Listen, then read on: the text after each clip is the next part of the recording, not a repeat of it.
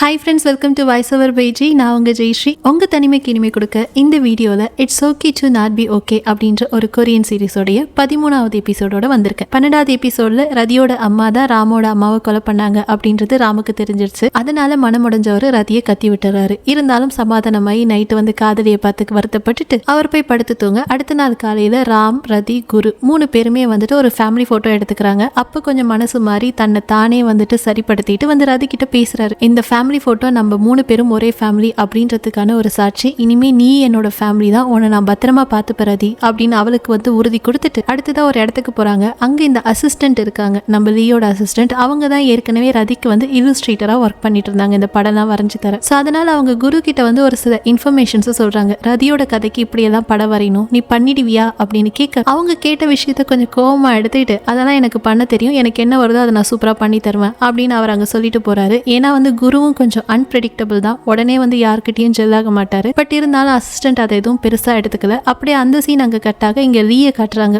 1 நாளா ஆள் எங்க போனார்னே தெரியல. இப்ப வந்தவர் நேரா நம்ம ஜூரியை பார்க்கலான்னு அவங்க ரூமுக்கு போறப்போ ஜூரி என்ன சொல்லிடுறாங்க, இதை பாருங்க எனக்கு கொஞ்சம் வேலை இருக்கு, இப்போ என்னால உங்ககிட்ட பேச முடியாது, நான் கொஞ்சம் அப்புறமா பேசவா அப்படின்னு சொல்லி விட்டுறாங்க. உள்ள போன உடனே அவங்க இப்படி மூஞ்சில் அடிச்ச மாதிரி சொல்ல, சரி ஓகே ஒன்னும் பிரச்சனை இல்லை, நான் அப்புறமா வரேன் அப்படின்னு சொல்லிட்டு அமைதியா கதவை சாத்திட்டு வந்துடுறாரு. பட் விஷயம் என்னன்னா, ஜூரிக்கு லீ கால் பண்ணல அப்படின்றது ஒரு பெரிய கோவம். அந்த கோவத்துல தான் அப்படி சொல்லிட்டாங்க. சொல்லிட்டு ஒரு மாதிரி ஃபீல் பண்ணிட்டு இருக்காங்க. இவர் அமைதியா வெளியில வந்தவர் அவர் ரூம்ல உட்காந்துட்டு இருக்க. அங்க ஜூரியோட அம்மா வராங்க. லீ, என்னுடைய பொண்ணை நீ லவ் பண்ற, அதுக்காக நிறைய எஃபர்ட் போடுற அப்படின்றது எனக்கு தெரியும். ஒரு அம்மாவா நான் கோவப்படணும், பட் இருந்தாலும் நான் அதை வந்து ரெஸ்பெக்ட் பண்றேன். ஏன்னா உன் நல்ல மனசு எனக்கு புரியுது. பட் அதுக்கு முன்னாடி நீ ஜூரியை பத்தி கொஞ்சம் தெரிஞ்சுக்கணும். சின்ன வயசுலயே அவங்க அப்பா தவறிட்டாரு. அவளாவே சின்ன சின்ன வேலைகள் செஞ்சு என்னையும் பார்த்துக்கிட்டு அவளும் படிச்சுக்கிட்டு இந்த நிலைமைக்கு வந்திருக்கா. அவ எதிர்பார்க்கறதுலாம் ஒரு உண்மையான அன்பு மட்டும்தான். அதை மட்டும் என்னைக்கு அவளுக்கு கொடுக்கறதுக்கு நீ தவறிடாத. அவளுக்கு அப்பா இல்ல அப்படின்ற ஒரு ஃபீல் வராம நீ பாத்துக்கிட்டாலே போதும், அவ உன் கூட ரொம்ப சந்தோஷமா இருப்பா அப்படின்னு இவங்க ஒரு சில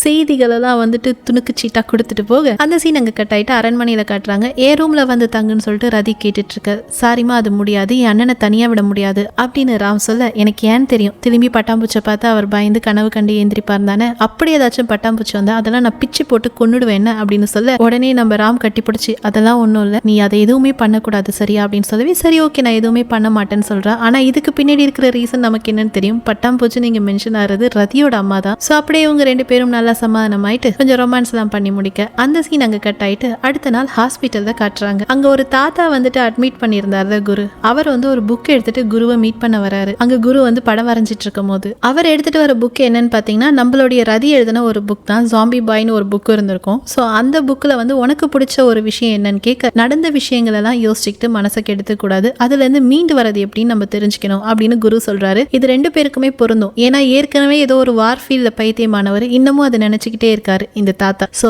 அவரும் அதுல இருந்து மீண்டு வரணும், இந்த பட்டாம்பூச்சை பார்த்து இருக்கக்கூடிய பயத்துல இருந்து குருவும் மீண்டு வரணும். அதனால இவங்க 2 பேருமே அந்த முயற்சியில இருக்கிறதால இதை சொல்லி 2 பேரும் பேசிட்டு இருக்கு. இப்ப அடுத்த சீன்ல நம்மளுடைய டாக்டரும் ராமும் உட்காந்து நடந்த விஷயங்களை திரும்பி ஆராய்ச்சி பண்ணிட்டு இருக்காங்க. ஏன்னா நேத்து நைட் தானே டாக்டர் கிட்ட எல்லாத்தையும் சொன்னாரு. அதனால அந்த பாப்ல வச்சிருந்த துண்டு சீட்டு, அவ வச்சிருந்த புக்கு, ஏற்கனவே அவ விட்டுட்டு போன ஒரு நோட் இருந்துச்சுல ரதியோட வீட்டுல, அது எல்லாத்தையும் எடுத்துட்டு வந்து டாக்டர் கிட்ட காட்ட டாக்டர் என்ன சொல்றாரு, அவளுக்கு லைட்டா மனநல பாதிப்பு இருந்தது, இவ்வளோ விஷயத்தையும் அவ தனியா பண்ணிருக்க முடியாது, மேபி அவளை யாராச்சும் பண்ண சொல்லியிருக்கலாம், அதனுடைய உந்துதலால் தான் இவ இப்படி பண்ணிருக்கணும், அது என்னன்றதை நம்ம தான் கண்டுபிடிக்கணும், எதுக்கும் நீயும் ரதியும் குருவும் கொஞ்சம் பத்திரமாவே இருங்க அப்படின்னு டாக்டர் சொல்ல, அதனால சாப்பிட்டுட்டு இருக்கும் போது நம்ம குருவை வந்து நம்மளுடைய ராம் அலர்ட் பண்றாரு. யாராச்சும் தெரியாதவங்க பேசினா பேசக்கூடாது, எங்கேயும் போகக்கூடாது, எதையும் சாப்பிடக்கூடாது அப்படின்னு சொல்ல, இவர் உடனே அவருடைய டிராயிங் புக் எடுத்து, இதோ பாரு இத்தனை நாளா நான் பட்டாம்பூச்சை பார்த்து பயந்துட்டு இருந்தேன், பட் இன்னைக்கு நான் பட்டாம்பூச்சை வரைஞ்சிருக்கேன், எனக்குள்ள தைரியம் வந்துருச்சு, என்னை யாராலையும் எதுவும் பண்ண முடியாது, நீ பயப்படாத ராம் அப்படின்னு குரு சொல்ல, இப்ப குரு கிட்ட பேசிட்டு வெளியில வந்தவர் நேரா ரதிக்கு கால் பண்ணி, ரதி நீ வீட்டுல இருக்கும் போது தனியா இருக்காது, லீயோ இல்ல அசிஸ்டன்டையோ கூட எப்பயுமே வச்சுக்கோ, யாராச்சும் கதவை தட்டினா யார் என்னன்னு திறக்காம ஓபன் பண்ணாத, பத்திரமா இருன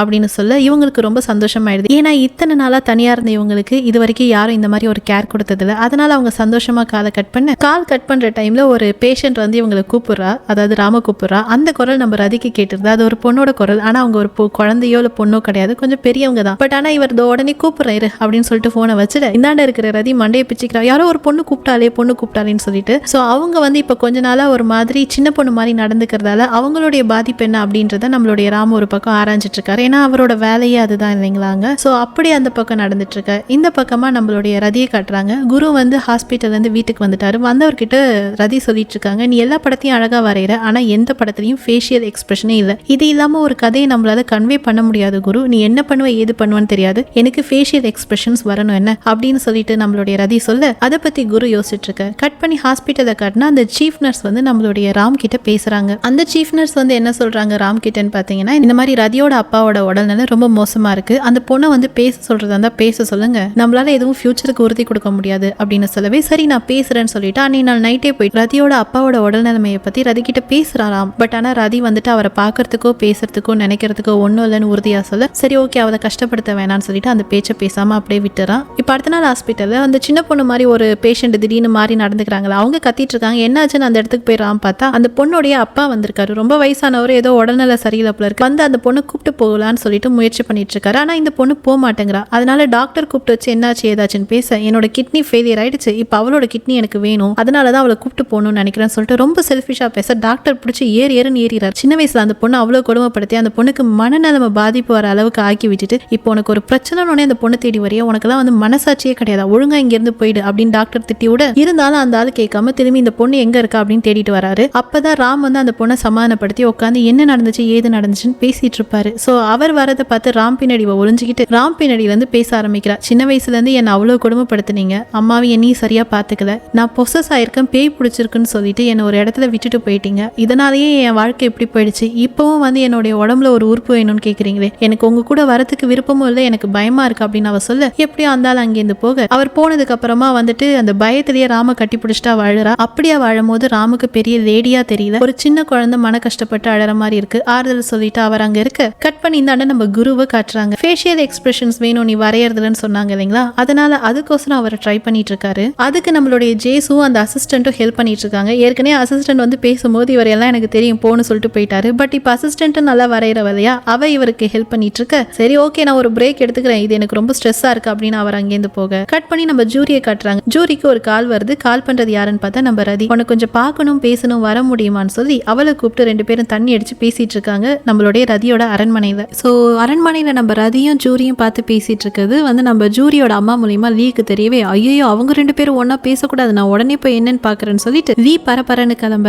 இருப்பா அவங்க பிரச்சனையை அவங்களே முடிச்சுக்கிட்டோம், அவங்க சின்ன வயசுல இருந்து ஃப்ரெண்டு தான், நடுவில் ஏதோ ஒரு சில பிரச்சனை, நீ போவாத இங்கே இரு அப்படின்னு சொல்ல அவரும் சரின்னு அவங்க அட்வைஸ் கேட்டு அங்க உட்காந்துறாரு. அப்ப ஜூரி அம்மா ரதியை பத்தி கேக்குறாங்க. உனக்கு ரதியை பத்தி என்ன தெரியணும்னு, எனக்கும் அவளை பத்தி எதுவும் தெரியாது, அவகிட்ட வேலைக்கு சேர்ந்தாலும்னா அவ்வளவுதான், பட் ஆனா அவ சின்ன வயசுல ரொம்ப கஷ்டத்தை அனுபவிச்சிருப்பான்னு நினைக்கிறேன், அதனாலதான் இப்ப கொஞ்சம் ரூடா நடந்துக்கிறா அப்படின்னு அவர் சொல்ல கட் பண்ணி இந்தாண்ட வந்து ஹாஸ்பிட்டல்ல காட்டுறாங்க. இந்த சீஃப் நர்ஸ் வந்து என்னாச்சு ஏதாச்சு உங்களோட பிளாஷ்பேக் என்ன அப்படின்னு சொல்லிட்டு ரதியோட அப்பா கிட்ட பேசிட்டு இருக்காங்க. அப்ப ரதியோட அப்பா என்ன சொல்றாருன்னா, ஒரு நாள் நான் வந்துட்டு தண்ணி அடிச்சிட்டு இருந்தேன் பார்ல, அப்ப வந்துட்டு ரேடியோல இந்த மாதிரி ராமோட அம்மா இறந்துட்டதா ஒரு நியூஸ் வந்தது, சோ என்னாச்சு ஏதாச்சு அப்படின்னு கேட்கணும்னு சொல்லிட்டு நேரா நான் வந்துட்டு அரண்மனைக்கு தான் போனேன். ஏன்னா ஏற்கனவே என்னோட மனைவிக்கும் ராமோட அம்மாவுக்கும் வந்துட்டு சரியா ஒத்து வரல, அவங்க என் வீட்டுல தான் வேலை செஞ்சுக்கிட்டு இருந்தாங்க. அப்ப ரொம்ப திமிரா உட்காந்துட்டு ரதியோட அம்மா நான் தான் கொண்டுட்டேன், அவ நான் சொல்றத வந்துட்டு கேட்கவே இல்லை, ரொம்ப பண்ணிட்டு இருந்தா அப்படின்னு வந்துட்டு சொல்லியிருக்காங்க, அதனால இந்த மாதிரி ஒரு படுபாவியா இருக்கியே கொண்டுட்டியே நீ அப்படின்னு அவர் கத்தும் போது அதை கூட புரிஞ்சுக்காம அவங்க சிரிச்சுக்கிட்டு இருக்க, உங்ககிட்ட வளர்ந்தா ரதியும் இந்த மாதிரி தானே போவான்னு சொல்ல அதுக்கும் அவங்க ஒரு மாதிரி பேய் மாதிரி சிரிக்க ஆத்திரத்துல அவங்களை புஷ் பண்றாரு. புஷ் பண்றவர் மேல் மாடியில இருந்து புஷ் பண்ணவே பட்டுன்னு கீழே விழுந்துட்டா, அவங்க மண்டையில இருந்து ரத்தம் வந்து செத்து போயிட்டாங்க. செத்து போனவங்களை என்ன பண்றதுன்னு தெரியாம ஒரு நாள் நைட்டு மட்டும் ஒரு ரூம்ல போட்டு அடைச்சு வச்சிருக்காரு. அப்பதான் வந்து ரதி வந்து அவங்க அம்மாவை அந்த நிலைமையில பாத்திருப்பா, ஆனா அப்பா கிட்ட எதுவுமே கேட்டிருக்க மாட்டா. அப்பா அம்மாவை கொண்டுட்டாருன்னு சொல்லிட்டு அப்பா மேல ஒரு வெறுப்பு வர ஆரம்பிச்சிருக்கும். சோ அதுல இருந்து கொஞ்ச நேரம் கழிச்சு யாருக்கும் தெரியாம ஒரு மூட்டையில அந்த பிரேதத்தை கட்டி தூக்கி தண்ணியில போட்டிருப்பாரு. பட் ஆனா அதுக்கப்புறமா அவங்கள வந்துட்டு யாருமே கண்டுபிடிக்கல, அவங்களுக்கு என்ன ஆச்சு உண்மையாலுமே செத்தாங்களா இல்லையான்றது இவருக்கு ஒரு சின்ன டவுட்டாவே இருந்திருக்கு.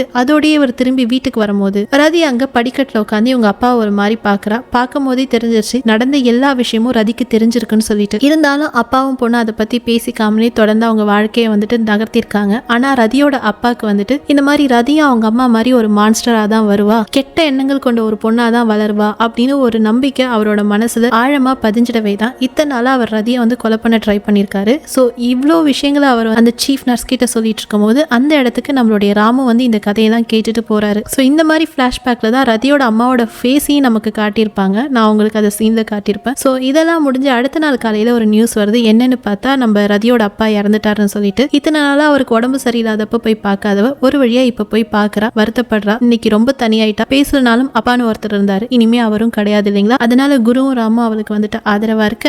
ஸோ அப்படி திரும்பி வீட்டுக்கு வரும்போது அப்பா கூட இருந்த ஒரு சில சந்தோஷமான விஷயங்களை நினைச்சு பார்த்து வருத்தப்பட்டுட்டு வரா. இருந்தாலும் வீட்டுக்கு வந்த வந்தோடனே ராம் கிட்ட என்ன கேட்கறா, இந்த வீட்டுல நிறைய ஞாபகங்கள் இருக்கு, இதை பேசாம வித்துடலாமா, வித்துட்டு உங்க அண்ணன் பிளான் போட்ட மாதிரி ஒரு வேன் வாங்கி அதுல நம்ம ஊர் சுத்தலாமா அப்படின்னு கேட்க, அதெல்லாம் ஒண்ணு வேணாம், ஞாபகங்கள் அழிக்க முடியாதது, எங்க போனாலும் நம்மள துரத்தும், அதனால வீடை விற்கணும்ன்ற அவசியம் கிடையாது அப்படின்னு நம்மளுடைய ராம் சொல்ல, அடுத்த நாள் காலையில இவங்க 3 பேரும் ஹாப்பியா நடந்து வந்துட்டு இருக்காங்க. எங்க போறாங்கன்னு பாத்தீங்கன்னா ஹாஸ்பிட்டலுக்கு தான். அவங்கவுங்க வேலையை பார்க்கறதுக்கு போன இடத்துல இவருடைய அந்த டிராயிங் இருக்கு இல்லைங்களா, அதுல வந்து ஒரு பெருசா ஒரு பட்டாம்பூச்சியை யாரோ வரைஞ்சு வச்சிருக்காங்க. அது நம்மளுடைய குரு வரைஞ்சது கிடையாது. அதுலயும் பர்டிகுலரா அந்த பட்டாம்பூச்சி நம்மளுடைய ரதியோட அம்மாவோட சட்டை மேல இருந்துச்சு, அதே பேட்டர்ன்ல வரைஞ்சு வச்சிருக்காங்க. அதை பார்த்து எல்லாருக்கும் ஷாக். அது மட்டும் இல்லாம குருக்கு ஒரு மாதிரி மனநிலையே தடுமாற ஆரம்பிக்குது, திரும்பி அதே பயம் வர ஆரம்பிக்குது, அந்த லேடி வந்துட்டாலோ திரும்பின்னு சொல்லிட்டு. சோ இந்த மனநிலைமையில அவர் கத்த ஆரம்பிக்கிறாரு, இந்த பட்டர்ஃபிளைய நான் வரையில, இது எங்க அம்மாவை கொன்னால, அவளுடைய சட்டையில இருந்த பட்டர்ஃபிளை அவ தான் வரைஞ்சிருப்பா, நான் இதை வரையில அப்படின்னு சொல்லிட்டு இவர் ஒரு பக்கம் கதறி அழுதுட்டு இருக்க. இதை கேட்ட நம்ம ரதிக்கு அப்படியே கண்ணுல இருந்து பொல பொலன்னு கொட்டுது. ஏன்னா சின்ன வயசுல இருந்தே அவங்க அம்மாவுக்கு ரொம்ப பிடிச்ச ஒரு கிளிப் அது அவங்க சட்டையிலே இருக்குன்றது நம்ம ரதிக்கு தெரியும். ஸோ குரு சொன்ன அந்த பட்டாம்பூச்சி நம்ம அம்மாவுடைய சட்டையில இருந்ததா, அப்ப நம்ம அம்மா தான் கொலைக்காரியா அப்படின்றத நம்ம ரதி இந்த நிமிஷம் தெரிஞ்ச உடனே மன உடைஞ்சு போய் அங்கேருந்து ஓட ஆரம்பிக்கிறாங்க.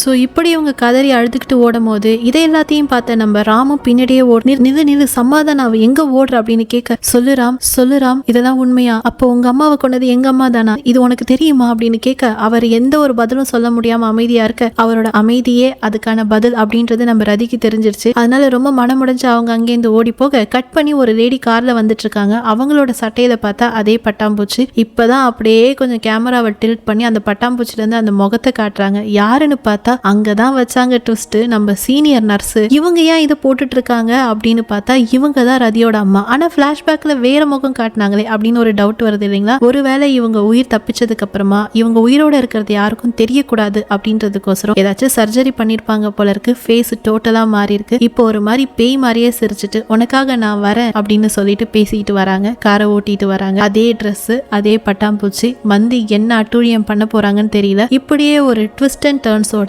ஒரு பயங்கரமான மனவேதனையோட என்னடா நடக்க போகுது அடுத்த எபிசோட்ல அப்படின்னு சொல்லிட்டு ஹை பீக்ல கூப்பிட்டுட்டு போய் நிறுத்தி தொடரும் போட்டு முடிச்சுட்டாங்க எபிசோட் 13. எபிசோட் 14ல என்ன நடக்குது அப்படின்றத அடுத்த வீடியோல பார்க்கலாம். வீடியோ பிடிச்சிருந்தா லைக் பண்ண, ஷேர் பண்ண மறக்காதீங்க. அதே போல ஃபியூச்சர் வீடியோஸ் பார்க்க என் சேனலை சப்ஸ்கிரைப் பண்ண மறக்காதீங்க. அடுத்தடுத்த வீடியோட உங்களை வந்து சந்திக்கிறேன். Until then, bye from Jayashree. Bye bye. Take care.